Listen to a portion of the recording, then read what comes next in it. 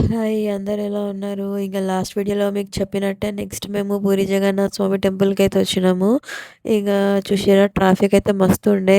ఆఖరికి లోపలికైతే పోయినాము. కార్ పార్కింగ్ దగ్గర కూడా అసలు ప్లేసే లేదు. అంతమంది జనాలున్నారు. అసలు ఎక్స్‌పెక్ట్ చేయలే ఇంత రష్ ఉంటదని చెప్పేసేసి. ఇక టెంపుల్ అయితే అదే. ఇక మొత్తానికి కార్ పార్కింగ్‌కి ప్లేస్ చూసేసి ఇక పెట్టేసి అయితే మా తమ్ముడు వస్తాడన్నమాట. ఇక మేము ఈడ వెయిట్ చేస్తున్నాం వాని కోసము. ఇక వాడొచ్చిన తర్వాత మొత్తం ఇక అందరం వెళ్ళినాము లోపలికి. ఈ లైటింగ్ అదంతా మిస్ కావద్దంటే ఈ టెంపుల్‌కి మాత్రం నైటే రావాలి మీరు ఈవినింగ్ టైంలో. ఎంత బాగుందంటే అంత పీస్‌ఫుల్ అనిపించింది. ఆ లైటింగ్స్ కూడా మస్తు అనిపించిండే చూడడానికి. ఇదివరకు నేను వచ్చినా కానీ ఫస్ట్ టైం నేను మార్నింగ్ టైంలో వచ్చిన. నైట్ టైంలో రావడం ఇదే ఫస్ట్ టైము.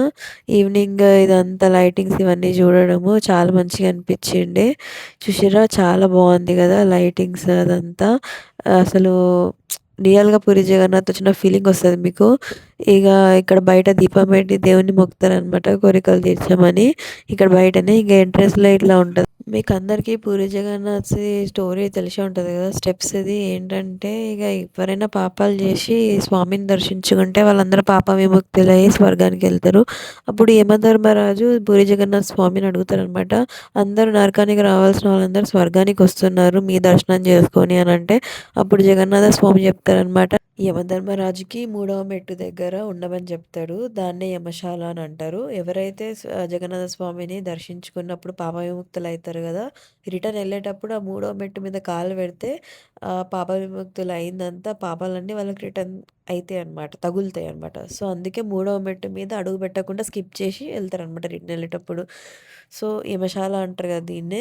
ఇక తెలియని వాళ్ళకి తెలుస్తుందని చెప్తున్నా స్టోరీ. ఇక మేము తర్వాత పక్కనున్న దేవుళ్ళకి గూడా మొత్తం దర్శనం చేసుకున్నాము. నవగ్రహాలు గూడా ఉంటాయి ఈ గుడిలో. మీరు గూడా తిరిగేయొచ్చు నవగ్రహాలకి. ఇంగ చూసిర్రా లైటింగ్ అదంతా బావుంది గదా! ఇంక ఫోటోస్ దిగేసి కొంతసేపు అట్లా అట్లా తిరిగి ఇగ మంచిగా కూర్చున్నామనమాట ప్రసాదం తినడానికి.